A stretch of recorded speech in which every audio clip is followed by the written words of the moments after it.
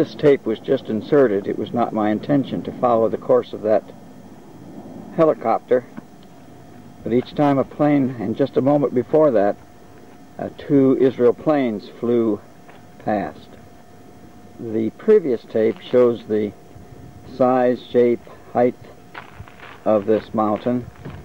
From this point of view, we do not get that advantage.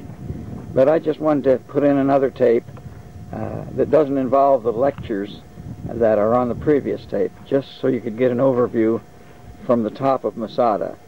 So we'll just walk around, not make a lot of comments, just let you get a little bit of the experience from the top of Masada.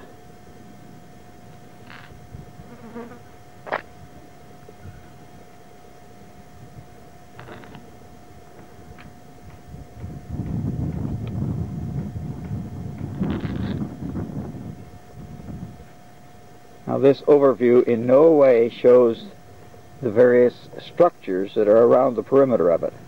So we'll have to walk around the structure in order to, walk around the top to see the height and to see the detail that's been uncovered as a result of the excavation work.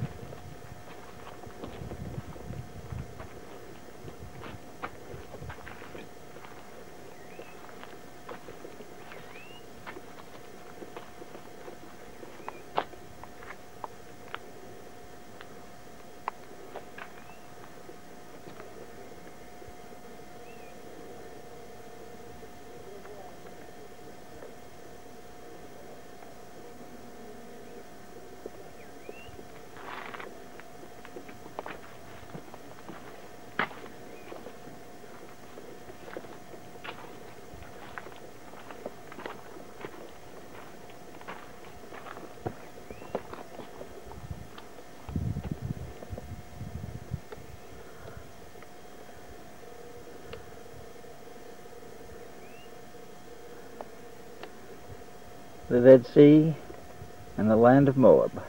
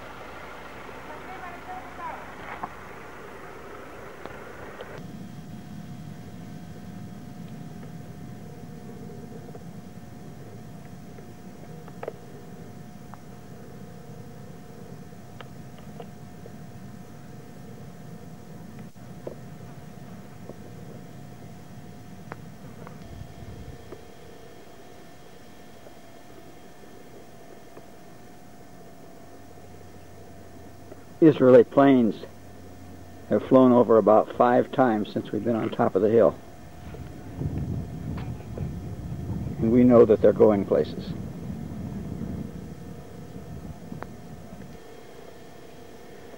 This illustrates how that the Dead Sea actually drops dramatically, and you can see crossing points which perhaps were used by Ruth the Moabitess when she crossed from the land of Moab.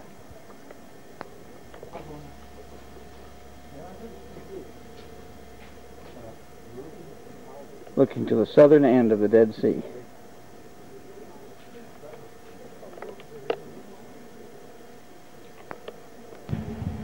I really didn't need this sign to be here. I would not have attempted to climb down anyway. The Romans had such a hard time getting up that I thought I'd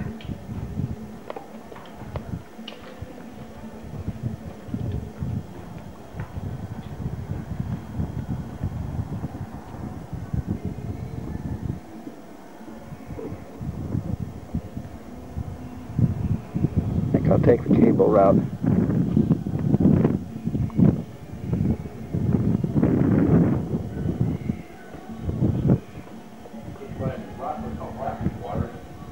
Half seawater, half fresh water. They just put that in water. Oh,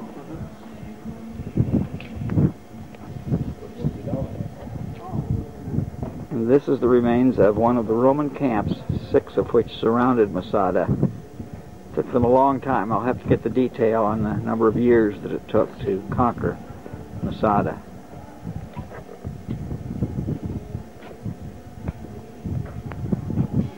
A part of their survival program was to capture the rainwater as it went down the cliffs in the wintertime. And so here's a channel that Herod developed just in order to save water.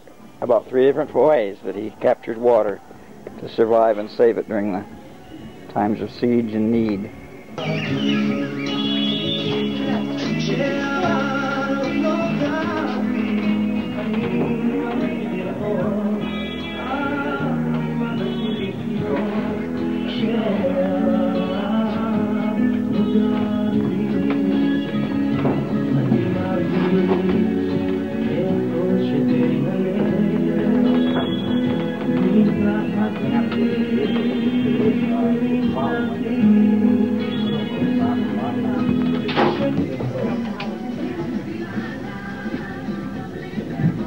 Not too much.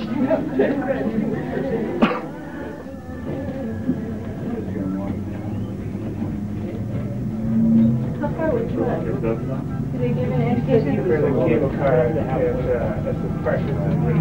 Keep your eye, keep your eye aware that you aren't going to make that the hill. Where's this as far as the That one is. I see buzzards circling down there. Is that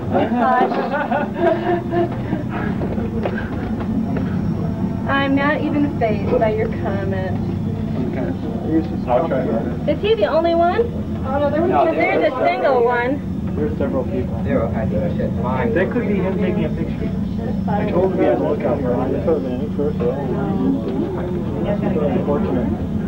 Hey, that was good. Come out. Hey! When it was no longer.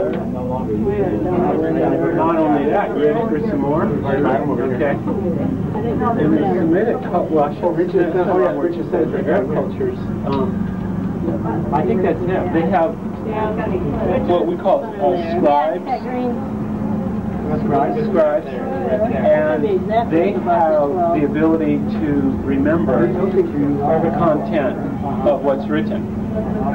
We don't practice that, okay, in terms of like memorizing the phone book and this and that. And so in order to qualify to be a scribe, you had to be able to put a read through the Torah and tell you on what side of each. Yeah, well.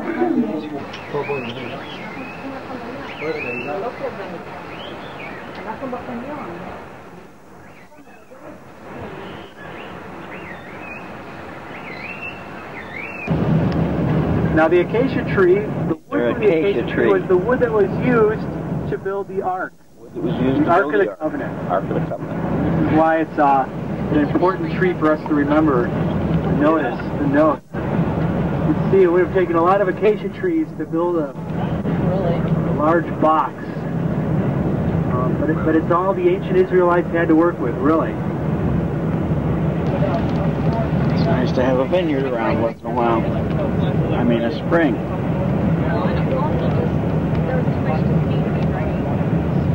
this morning I spent like a half an hour scheduling for the past couple days. And all basically all I had to do is just say, this is how it is, and, you know. I wrote for 2 hours yesterday. I can't. I got half Thursday and Saturday, but I decided to start writing on the day I was on. Well, I've discovered that I can't. I mean, I'd love to be able to have. Acacia tree once again. Ark of the Covenant was made of the acacia tree.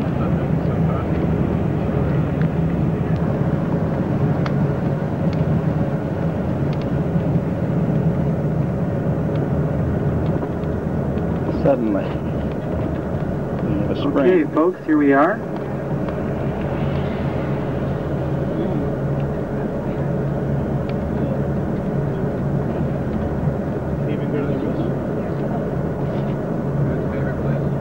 Okay. I'm going to go up and take care of the guy at the showers so that you won't have to pay to get in to use the locker rooms there. We're going to stop and float. And then we'll go ahead and set up the lunches underneath these palms here. And if you want to go ahead, if you want to jump right into the water, that's fine. I just need to. One more. Well, you got to rewind it.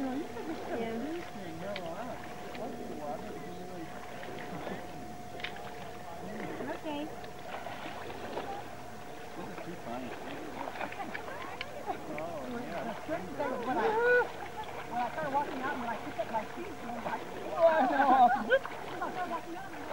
You done? All of a sudden, yeah.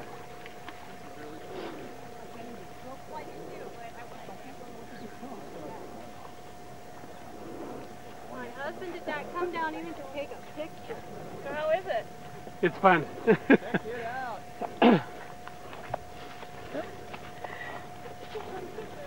Really weird? Yeah, it's really. All right, here we got a picture of everybody swimming in the Dead Sea. Okay, now float. Look, no hands. Zoom in and get me. Okay. Gotta get another disc. On the top. Zoom. Okay. Step off the chair. He says they turn off the chair. Wave at the camera. You guys are missing out. This is amazing. I know. Slippery, huh? But they take those buckets and they excavate it over certain sections and they drop everything. This is the archaeology team going out on a dig today. Another one of the groups from the school. And we might mention now that we're bright and early on Tuesday morning. We're heading for our Galilee trip for 4 days. So we're all packed up in suitcases. And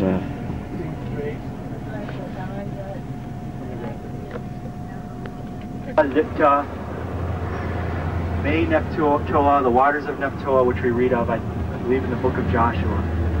Just to point that out to you.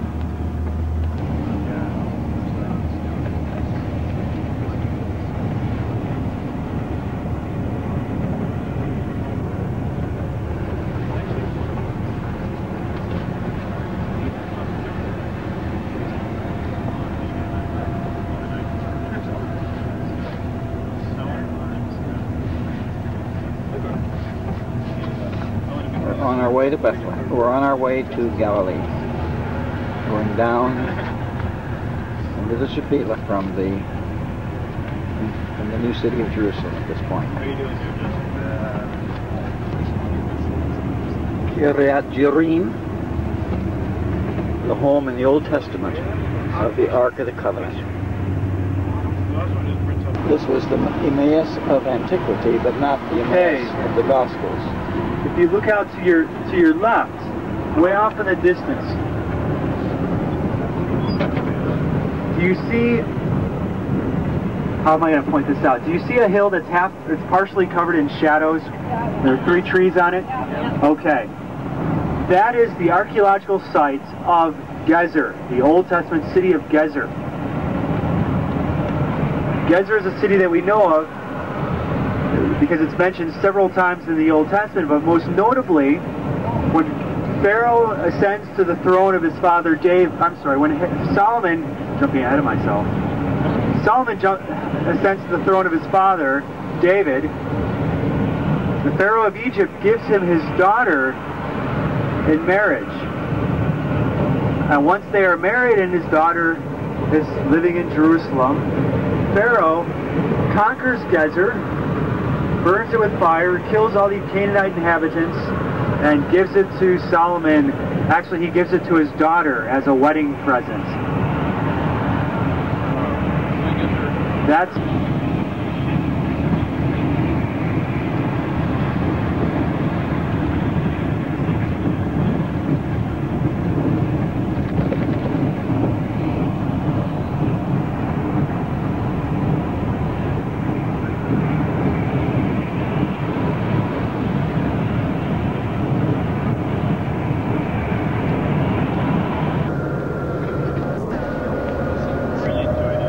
And here on the edge of Caesarea, Mediterranean seacoast, we have an extension of the Rumpke garbage collection system, which must wait another 3,000 or 4,000 years before this is excavated and our generation is analyzed.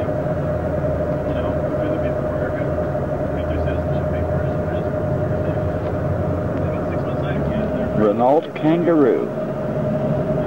Renault Kangaroo.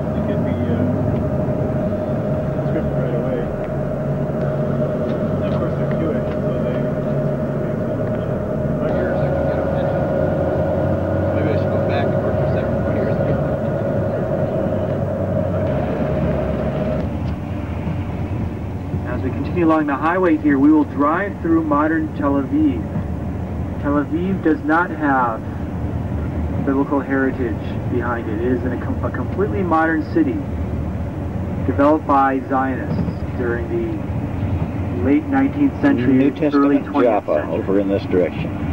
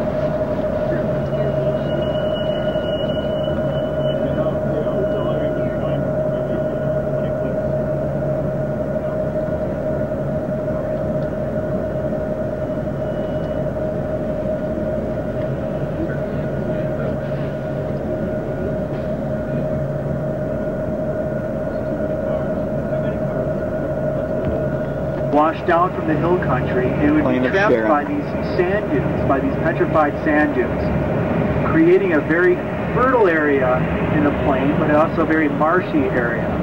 And for that reason, the International Coastal Highway then would follow the far eastern fringe of the coastal plain. Along the plain of Sharon, petrified sand dunes that can be quarried and used for building purposes.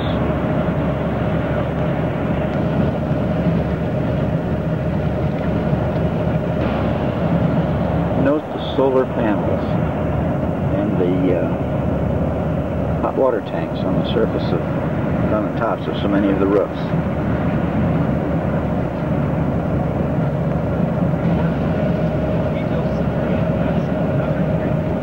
Compare this puny work with the work of Herod in building the harbor of Caesarea out of a new process never before known of curing cement underwater.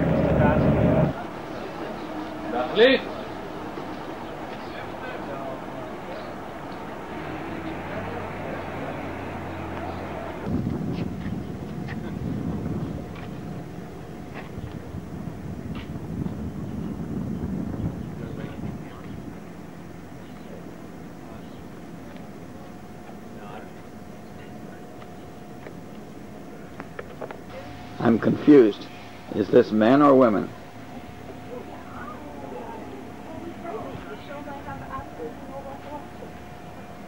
The women are coming from this way. Reconstruction of a late Roman theater, but the late Roman theater was built on the foundations of a theater that was first built in the 1st century.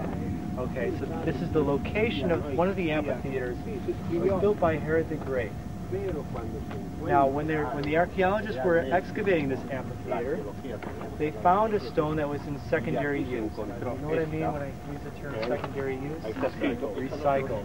Thank you. An excellent way of putting it. It's a recycled stone.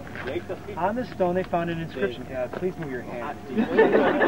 sorry, Henry. That's all right. He's trying to point at the inscription there. On this stone, we found an inscription, and this is a very interesting inscription because this is a dedication to Caesar from Pontius Pilate.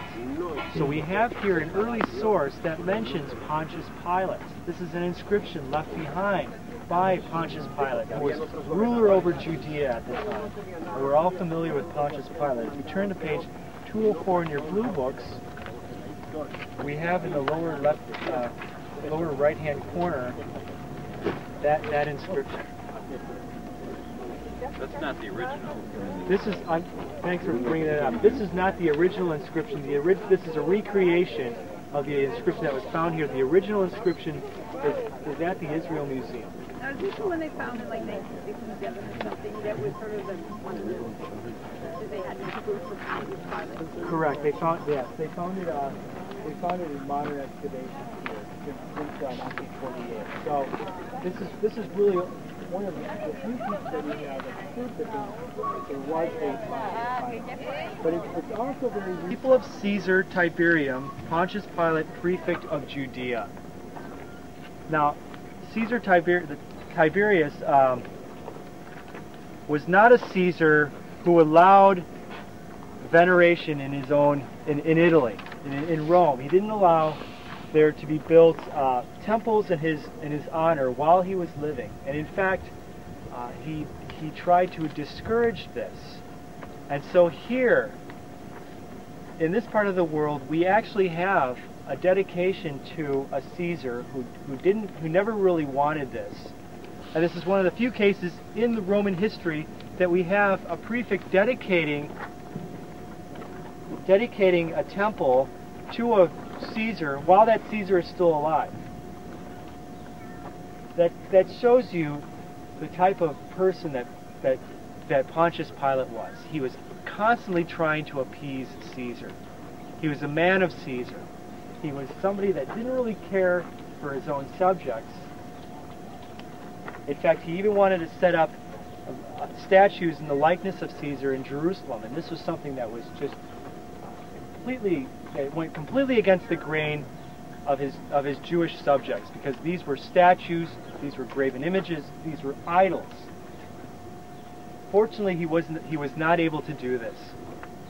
But when we read in the Gospels, when we read of the trial of Jesus, when he's taken before Pontius Pilate, Pontius goes before the crowd and he says, "I find no fault in this man." Now, what is it that the Jewish authorities then reply back to Pilate? They say, "If you do not hand this man over to us to be executed, you are no friend of Caesar's." So this gives us some idea of the type of character of Pontius Pilate. It really supports the Pontius Pilate, the character of the Pontius Pilate that we read of in the Gospel accounts. This inscription here. Okay, let's go into the people of Caesarea Maritima as the daughters of Edom. So this is not a complimentary term that they had for the people who lived here. Actually, the first Jewish revolt began at Caesarea Maritima because some of the Jewish people that lived here, the Jewish minority, were trying to observe Shabbat, and their problems arose with their Gentile neighbors. Problems arose, there was rioting, and the first Jewish revolt began. So this was not a place that a Jewish person, a citizen of Judea, would have felt at home at all. Which brings us to probably the most important event that we read of concerning Caesarea Maritima in the New Testament. And I want to just turn to Acts chapter 10.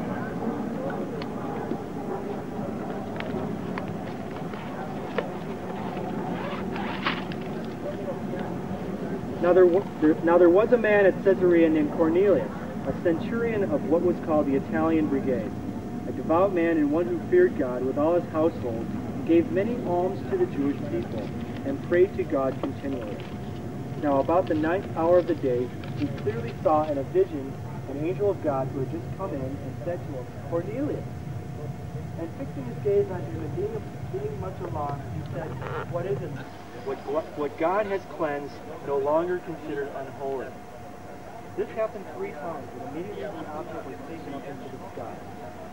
Now Peter was greatly perplexed in mind as to what the vision he had seen might be. Behold, the men who had been sent by Cornelius, having asked directions for Simon's house, appeared at the gate, and calling out they were asking whether Simon, who was also called Peter, was staying there. While Peter was reflecting on the vision, the Spirit said to him, "Behold, 3 men are looking for you.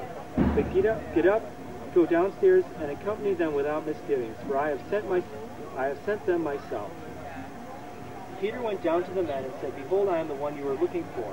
What is the reason for which you have come?" They said, "Cornelius, a centurion, a righteous and God-fearing man, well spoken of by the entire nation of the Jews, was divinely directed by a holy angel to send for you to come to his house and to hear a message from you." So he invited them in and gave them lodging. And on the next day he got up and went away with them, and some of the brethren from Joppa accompanying him. On the following day he entered Caesarea. Now Cornelius was waiting for them, and he had called together his relatives and close friends. When Peter entered, Cornelius met him and fell on his feet and worshipped him. But Peter raised him up, saying, "Stand up, I too am just a man." As he talked with them, he entered and found many people assembled. And he said to them, "You yourselves know how unlawful it is for a man who is a Jew to associate with a foreigner or to visit him. And yet God has shown me that I should not call any man unholy or unclean. That is why I came without even raising any objection when I was sent for. So I asked, for what reason have you sent for me?" And Cornelius said, not only just pagan worship, worship of the emperor. Emperor worship was huge in Western Asia Minor. And if you ever get an opportunity to travel to Turkey, and I highly recommend it, and you were able to visit the 7 churches.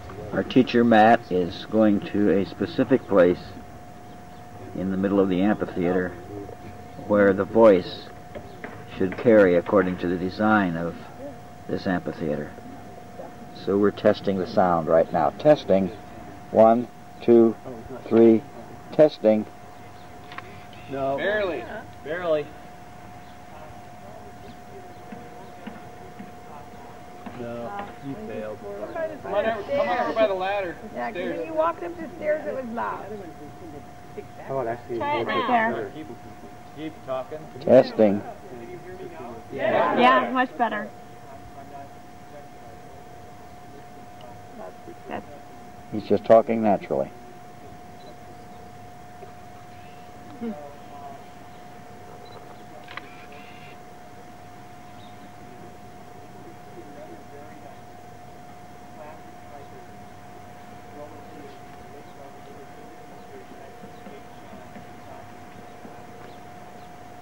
Yeah, probably mine. Yeah. Come in towards the center more, maybe. Like.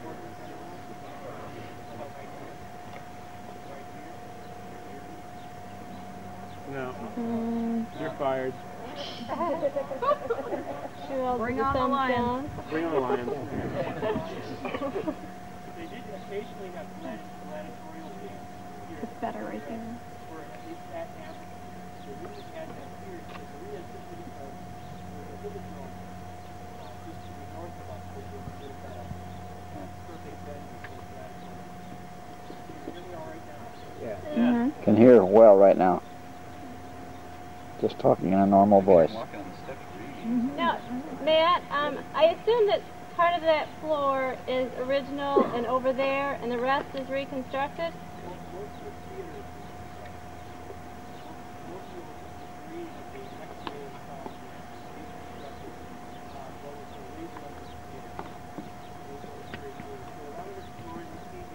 Some of it might be original material, and a lot of it is reconstructed. This right Can't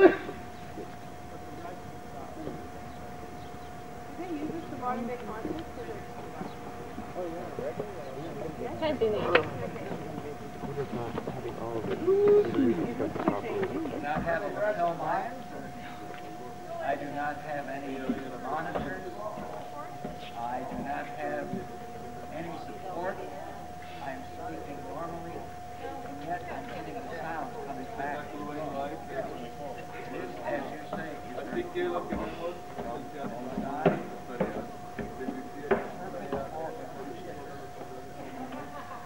and I don't know whether the camera is picking up what I'm saying or not, but it is a very unusual moment in life. You would like to expect the buoyancy in the Dead Sea, and I did not expect the sound impact standing in this amphitheater. Caesarea. Oh dear.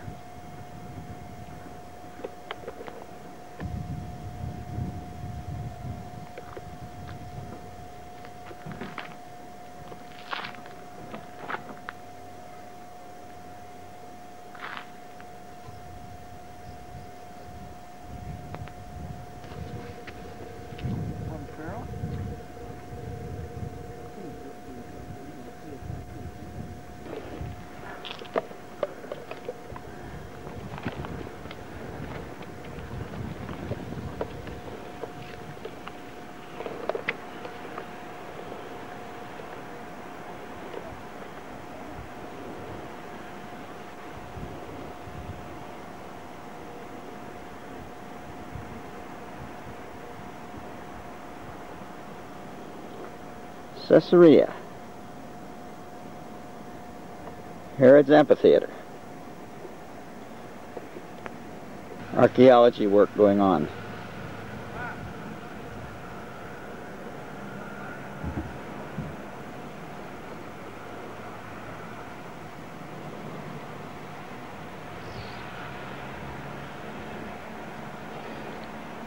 Herod's man-made harbor.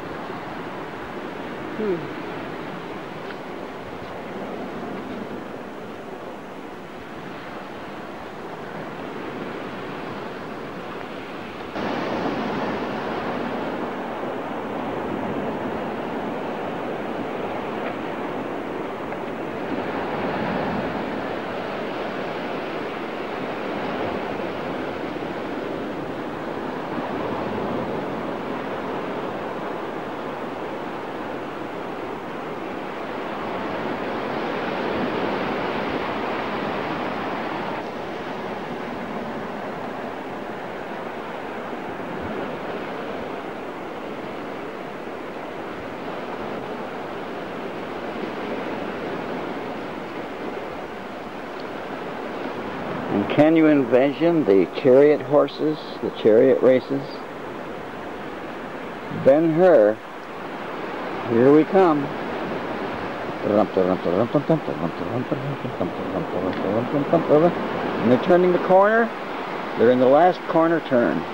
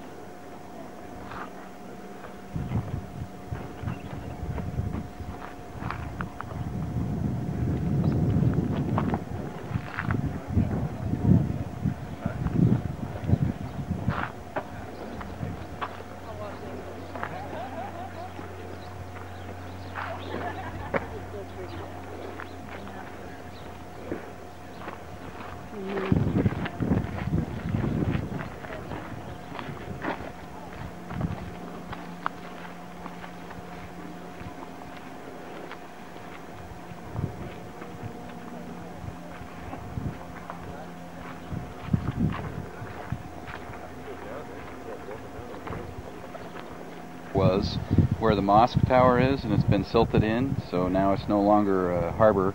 But that was where the inner harbor was, and then beyond that point is where the outer harbor was. And this whole complex, I was told, could hold about 100 ships at one time, and it was from this port that Paul was setting sail for Rome. And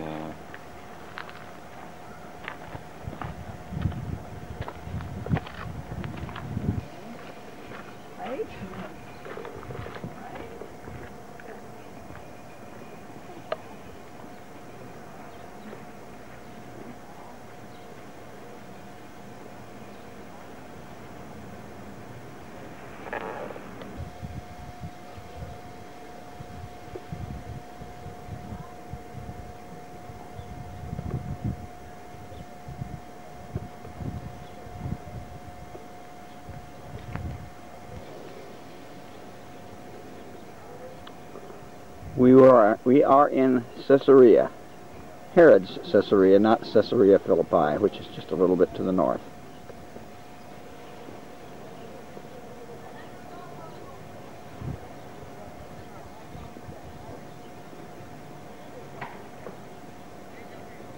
This is the Caesarea of Paul's departure by sea on his way to Roman imprisonment. And we are standing on the harbor that Herod built.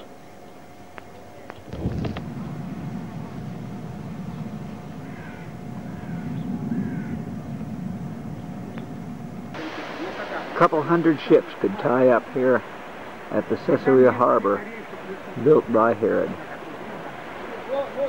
Tremendous undertaking.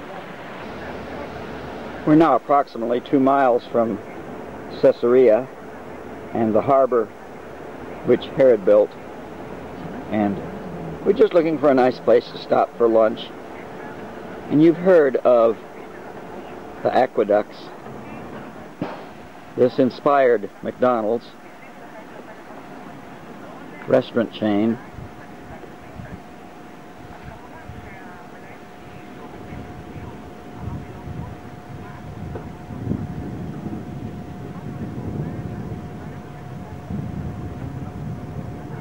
Behold the source of water somewhere in the distance.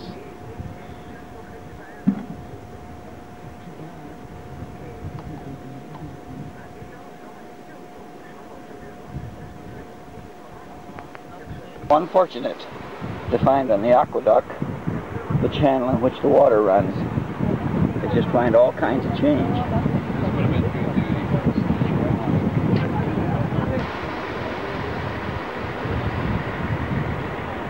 I'm on top of the aqueduct and I'm going off into the distance. Now I'm going to zoom in on the hills, and the aqueduct actually goes into the yonder hills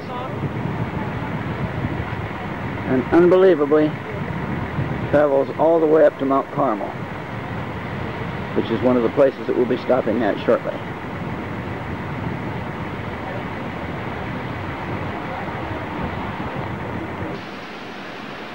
Under the aqueduct, Caesarea, Herod's work carrying water from way down into the hills up to Mount Carmel. I simply find this fascinating.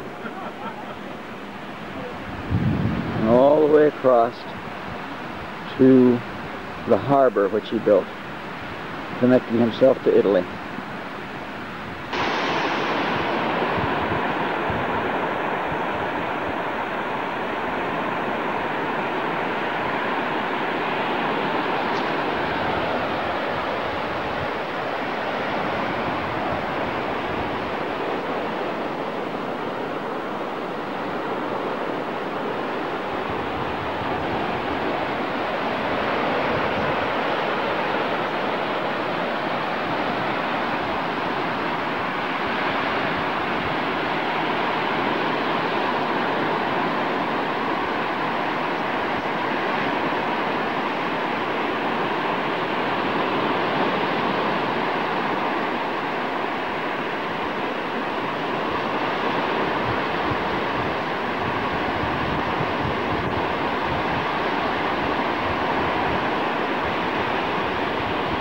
I just stopped here to eat a pita sandwich with egg salad, and a pickle in one, and peanut butter and jelly inside the other half of the pita. And just to relax and catch my breath.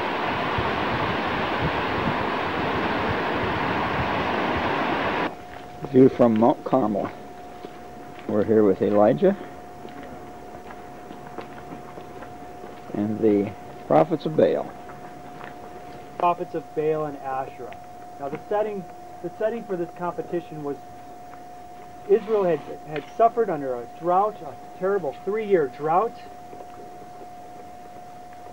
And the Lord finally revealed to Elijah that he should confront Ahab and the prophets of Baal and Asherah, most of whom Ahab's wife Jezebel had invited into the country, brought into the country. And it was here that Elijah was to challenge these false prophets and priests. Here at the geographical boundary marker between Phoenicia and Baal and Israel and God. Okay? In fact, at this point in history, the Phoenicians controlled Mount Carmel for the most part. King Solomon had given away most of the coastal area and large portions of Mount Carmel to Hiram, the Phoenician king, in order to pay off a lot of his debts. And so this had long since then become Phoenician territory. So what the Lord was telling Elijah was, go to Baal's home court. We're talking home court advantage here. This is not friendly territory for a man like Elijah. I'm going to begin reading to you here from 1 Kings, beginning in chapter 18. And it happened after many days that the word of the Lord came to Elijah in the 3rd year, saying, Go, show yourself to Ahab, and I will send rain on the face of the earth. So Elijah went to show himself to Ahab. Now the famine was severe in Samaria. Ahab called Obadiah, who was over the household. Now Obadiah feared the Lord greatly. And when Jezebel destroyed the prophets of the Lord, Obadiah took 100 prophets and hid them by 50s in a cave, and provided them with bread and water. Then Ahab said to Obadiah, "Go through the land to all the springs of water in all the valleys. Perhaps we will find grass to keep the horses and the mules alive, and not have to kill some of the cattle." So they divided the land between them to survey it. Ahab went one way by himself, and Obadiah went another way by himself. Now Obadiah was on the way, and behold, Elijah met him. And he recognized him and fell on his face and said, "Is this you, Elijah, my master?" And Elijah said to him, "It is I. Go and say to your master, Behold, Elijah is here." And he said, "What sin have I committed that you are giving your servant into the hand of Ahab to put me to death? As the Lord your God lives, there is no nation or kingdom where my master has not sent to search for you." And they said, "He is not here." He made the kingdom or the nation swear that they could not find him. And now you are saying, "Go say to your master, Behold, Elijah is here." It will come about when I leave that the Spirit of the Lord will carry you where I do not know. So when I come and tell Ahab and he cannot find you, he will kill me.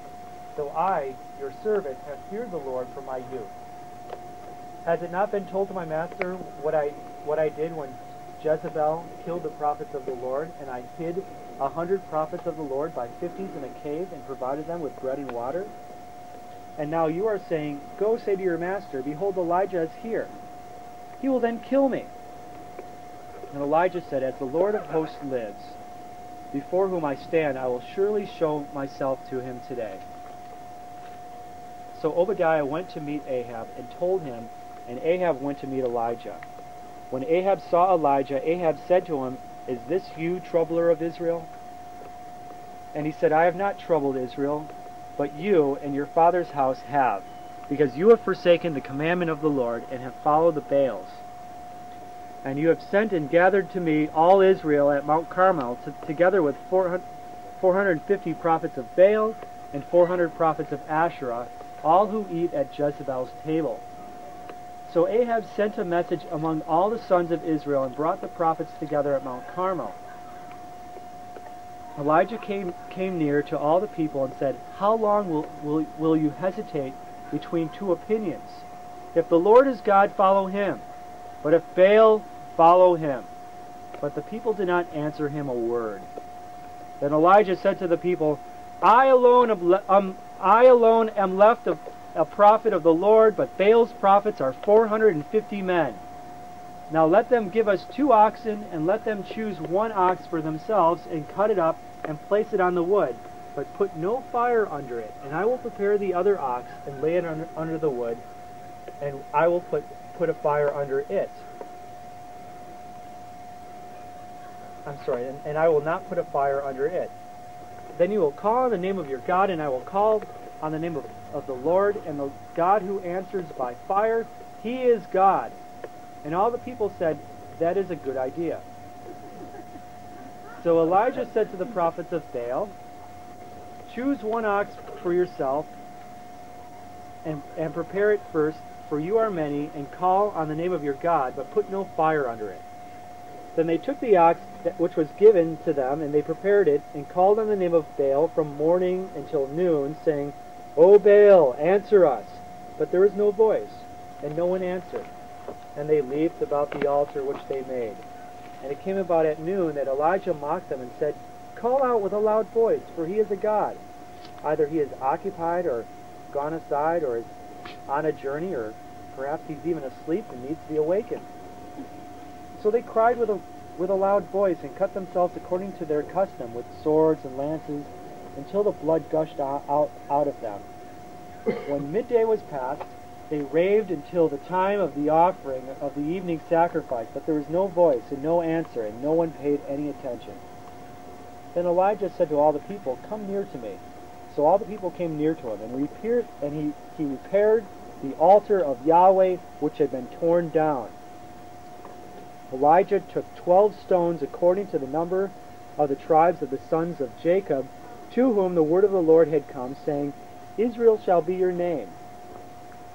So with the stones he built an altar in the name of the Lord, and made a trench around this altar large enough to hold 2 measures of seed. Then he arranged the wood and cut the ox in pieces and laid it on the wood.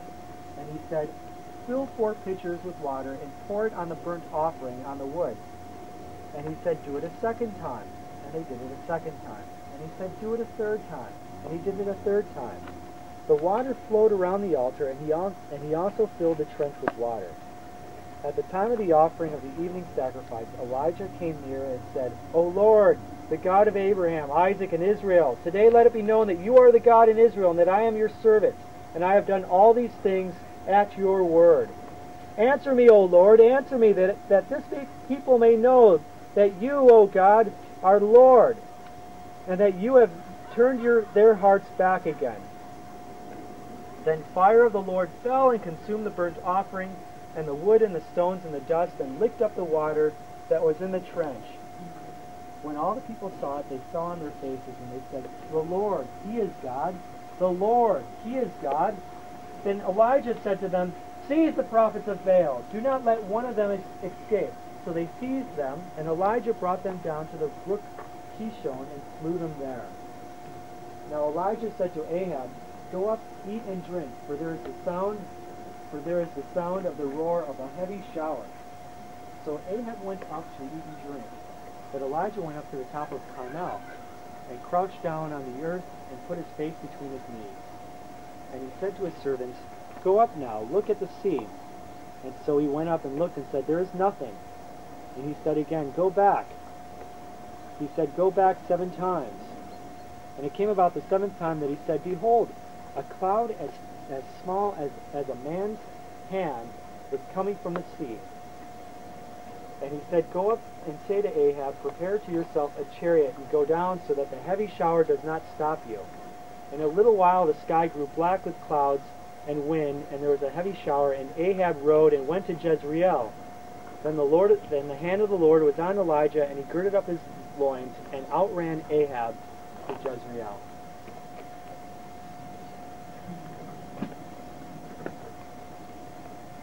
The Carmel Range enjoys a good amount of rainfall that comes in from the Mediterranean. So when Elijah sent his servant, it was logical that he would have looked across to the west, across the Mediterranean, to search for a sign of rain. Now the Jezreel Valley is not an emek, like the Elah Valley, and it's not a guy, like the Hinnom Valley. It's a Bakah. It's a broad, flat valley. It's an alluvial valley. And all the nice choice soils of the hills surrounding it, when it rains, wash down and collect in this valley. As a result, this is very good land for agriculture. Very good land for agriculture. It was cherished by the pharaohs during the Bronze Ages. During the Old Testament time period, this was prime real estate, even up through the New Testament time period, when a guy named Herod liked to build plantations, royal plantations out here in the Jezreel Valley. Now the thing with a broad alluvial plain like this is when it rains, the alluvial soil becomes alluvial mud. And so if you can imagine riding a chariot through a plain like this while it's raining and having the mud around you clog up the wheels. You'll note at the end of this chapter here, Elijah warns Ahab to get back to Jezreel, which is at the other end of this valley. The town of Jezreel, by which this valley is known by the same name, is on the other side of this valley. So Ahab would have had to go from here across this valley to his palace at Jezreel. And at the end of this chapter we read that the hand of the Lord was on Elijah, and he girded up his loins and outran Ahab to Jezreel. Now what do you think here? It's easier to travel by foot than by chariot in weather conditions like this. So this is probably how Elijah was able to outrun Ahab at this point.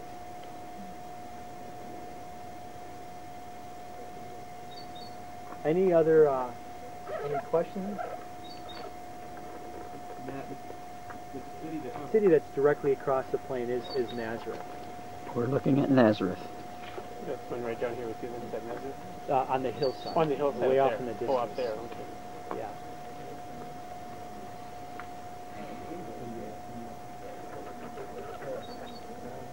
Okay.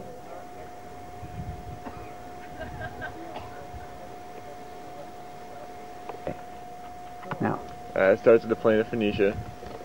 The Phoenicians lived there.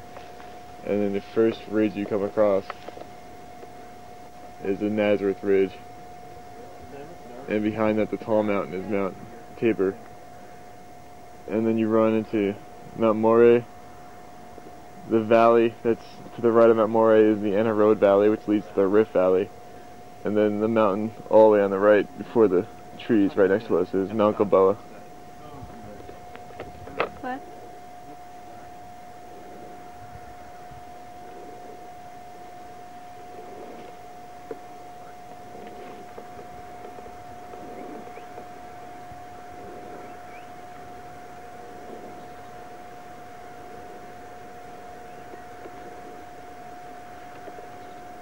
of Mount Carmel with Elijah and the prophets of Baal. Where is the...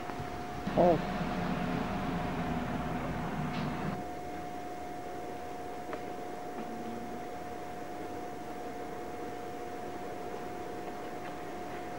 Megiddo is a thorny place.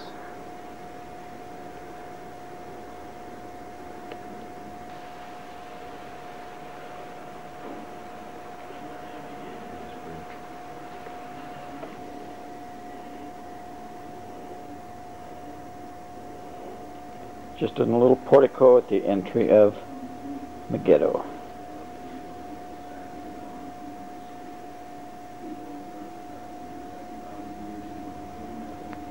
Okay, we're currently down here. If you follow that arrow, we are going to enter the city through the city gate. Actually, the city gate that we're going to walk into is earlier than this city gate right here. This city gate right here, they date to either the 10th or the 9th century.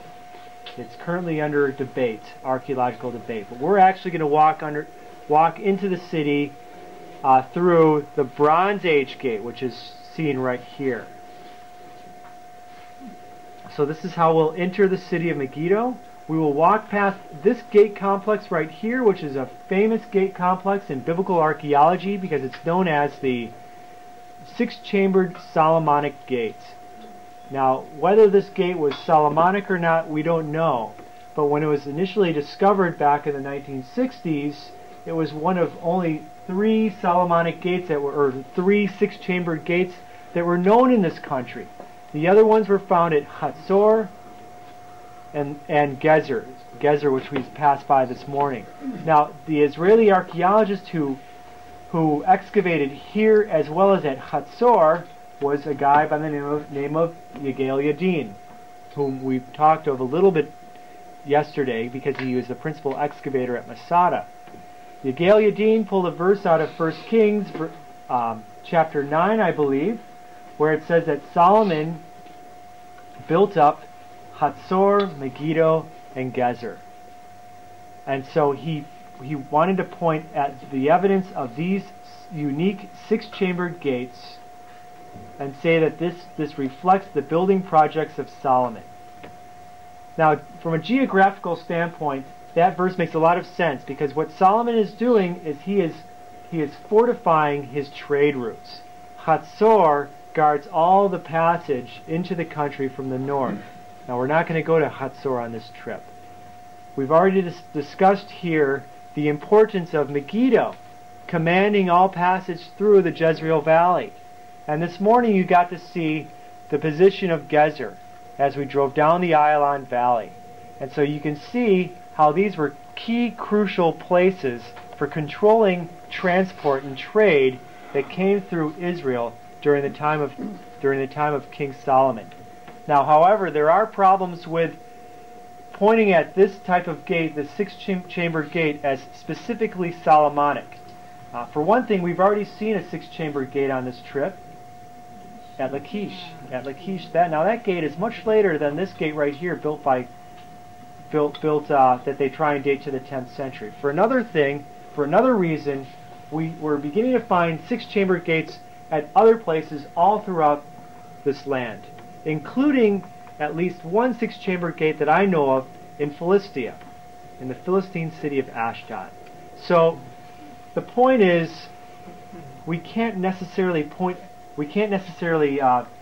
take one type of architectural feature and try and attribute it to a specific biblical king, although it's a good try, and it's an important verse to look at, because it does reflect the economic policies of King Solomon, controlling the trade routes.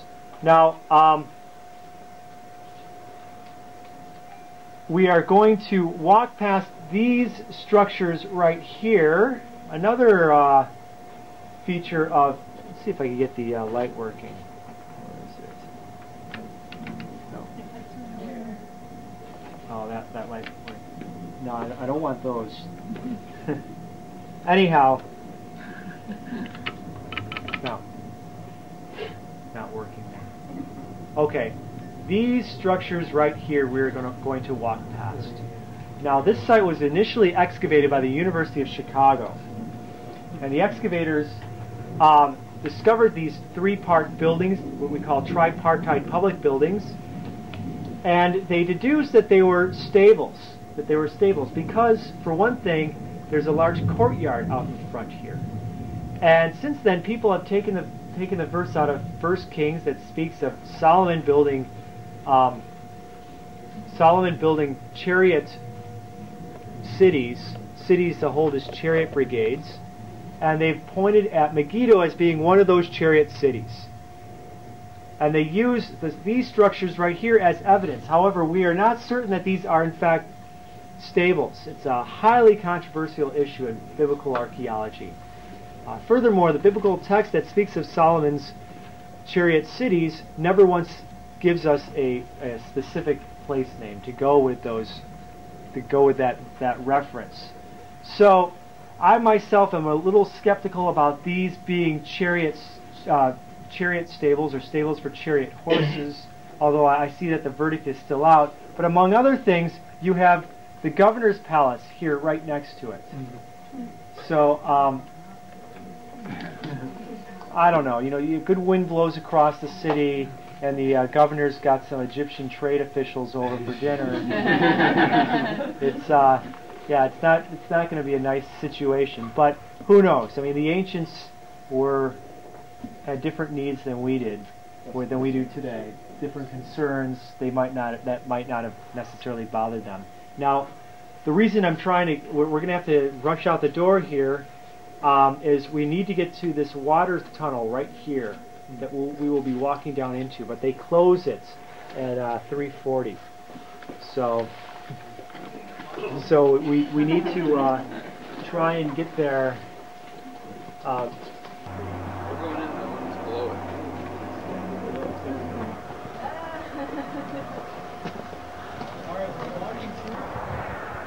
This gate right here is probably about, trying to add up all time here in my head, say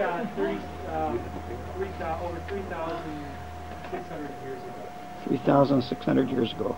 What we call the Real Bronze Age, if you want to refer to the back of your brown notebooks. Now, the gate's been reconstructed.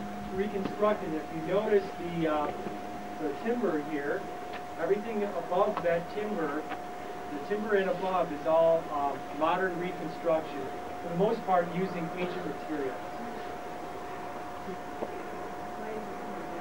The timber's there just to mark where they Literally, huh? dismantled it to see what was underneath it, to excavate beneath it. So all we have are 3 chambers of this formerly 6-chambered gate. Now, it's even difficult to make out the 3 chambers because the middle of the 3 chambers is filled in. But if you can notice there, you've got one chamber, then the chamber filled in, and then a third one right here in front of us. They've got a diagram right in front of you also of what it would have looked like when it was fully constructed. And each of those chambers were very important. The customs officials of the city would station themselves inside those chambers to inspect any cart or caravan that came through their gates. You'd have guards posted inside those chambers to make certain that all the unwanted, the criminal element, or any, just to simply police the gates. You'd have passport control inside those gates. You'd have municipal leaders stationed inside those chambers to meet with anybody. So the city gate was an integral aspect of the ancient city. This is where much activity happened at a city. In fact, it was almost the center of a city, if you will. This is the city gate was the location of all civic and criminal law. This is where courts were held. And so this is why it's important for them to have chambers inside their gate complex. And a reference might be Boaz. Yeah, we're going to go over that. Okay. We're going to go over that a little bit at Dan, but now that you mention it, a perfect example, if you want to read in the Bible of the type of activity that happened at a city gate in antiquity, the last 2 chapters of Ruth will be another reason. Paul ascended up to following the defeat at the hands of the Philistines. Saul fled to Mount Gilboa, where he took his own life. When we're at Beit Shan on Friday, we'll go over the death of Saul and the implications. Not Mount Tabor, but the one just across the valley from Mount Gilboa. That is the hill of Moreh. The hill of Moreh. That is the hill of the teacher, where we have Shunem, Nain, as well as Endor. Endor is on the other side. But Nain is facing us, if you want to look at the left-hand corner of the hill of Moreh. The next hill over, the nice little domed hill, is Mount Tabor. Mount Tabor that we know of from the story of Deborah and Barak versus Sisera. This is where the Israelites would have gathered up before going to battle against the chariots of Sisera here in this valley, in the Jezreel Valley. Now, in much later times, during the early church period, Mount Tabor became associated with the Mount of Transfiguration. And if you note, if you can notice, you can pick out a little white structure on the top. That is the Church of the Transfiguration. Is What? this Mount Tabor there? No, I'll No. Okay. wait. It might be. Let me just go over this and then I'll point it out on your map. Then we've got the Nazareth Ridge, and that large city that we see sprawling over the hills there is what was once the small town of Nazareth. Today it's a fairly large Israeli Arab town. Today we look at that entire ridge there, that entire hill, as the Nazareth Ridge. The Nazareth Ridge. And then of course, off in the distance there is Mount Carmel. It's the Carmel Range. Carmel Range. Now these are the hills that surround the Jezreel Valley. These are the hills that feed into the Jezreel Valley. When it rains, all the alluvial soils come down from the Jezreel Valley and collect here in this nice broad alluvial basin. So if you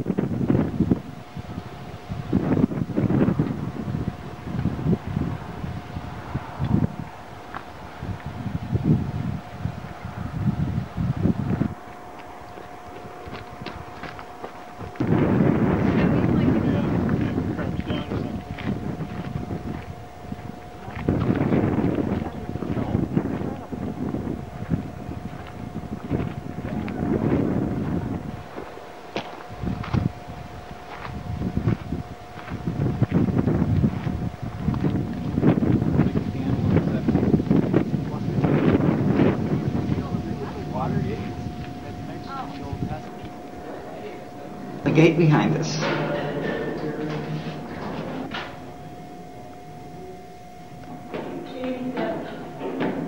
We're in the ghetto.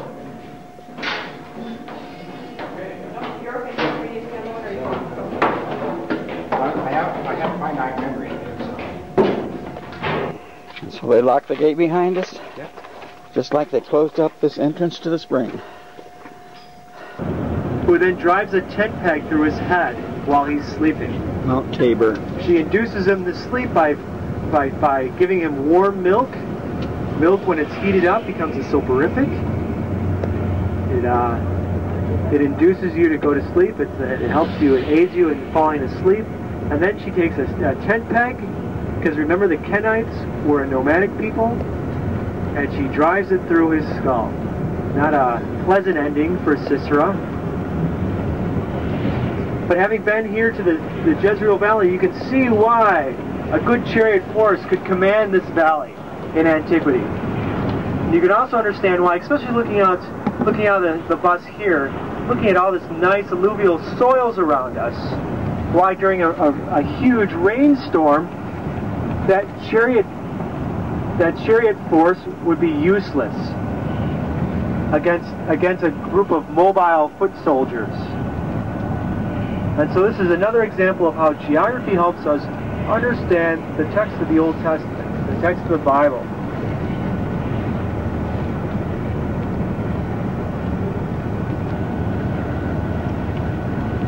Deborah and Barak, and Sisera in the valley.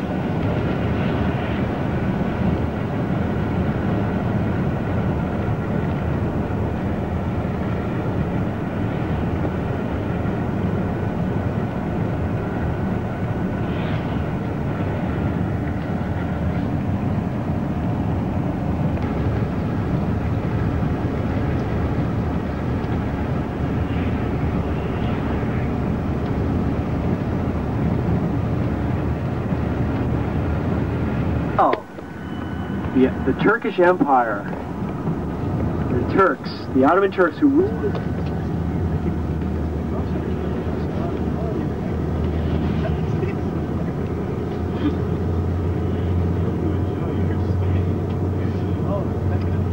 Going down into the Jordan Valley.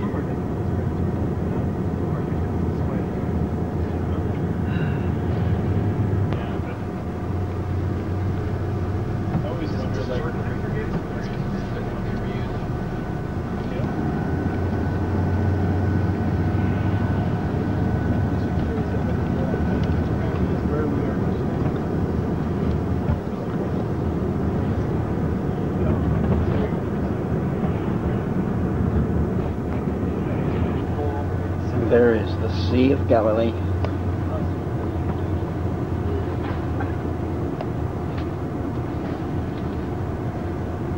Here it is, Lake Kinneret, Sea of Galilee. I'm going to let you all get out of the bus and take some pictures here, as long as you do one thing as soon as you get out the bus. I want you to all look across the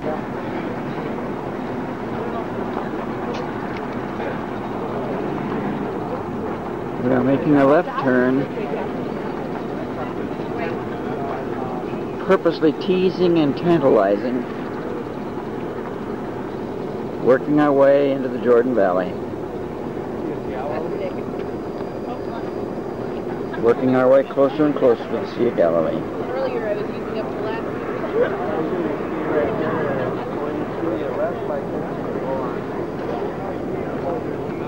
But in this valley is the Yarmouk Valley and everything to the left is important territory. I can't think of the name of it, so we'll come back to that.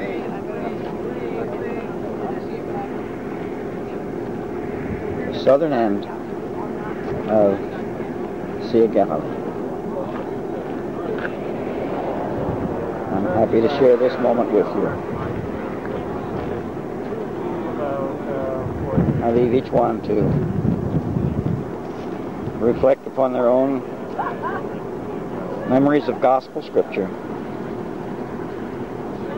and the ministry of Jesus in this unique area.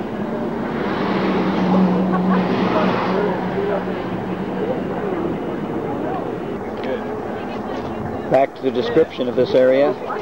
To the left of the valley, at the right-hand side of this picture, is Golden Heights. To the right of the valley, which is now on the left side of the picture, is Cross Jordan. Not Cross Jordan, but across the river. I just found my name, Delamar. I'm at sea level. Wonderful.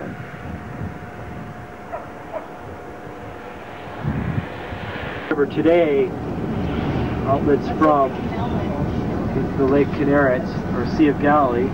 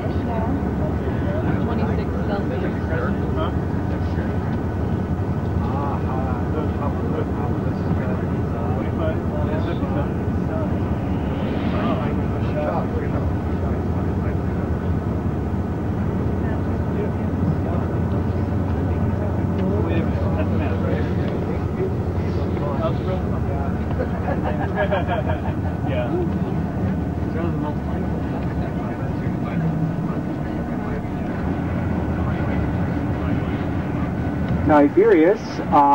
The lights of Tiberias. Is well worth a visit in the evenings, though. If you feel that you have the energy to go and visit it, it's NGEV, the staff at NGEV, if you contact them, can arrange for cab rides to you. If you travel in groups of about 6 people, it's generally the cheapest. I can't remember precisely how much it costs, but it's well worth a visit. The best Chinese restaurant in all of Israel is in Tiberias.